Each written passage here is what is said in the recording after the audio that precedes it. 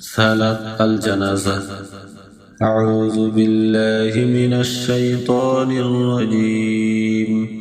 بسم الله الرحمن الرحيم. اللهم اغفر لحينا وميتنا وشاهدنا وغائبنا وصغيرنا وكبيرنا وذكرنا وأنثانا. اللهم من أحييته منا فأحيه على الإسلام، ومن توفيته منا فتوفه على الإيمان.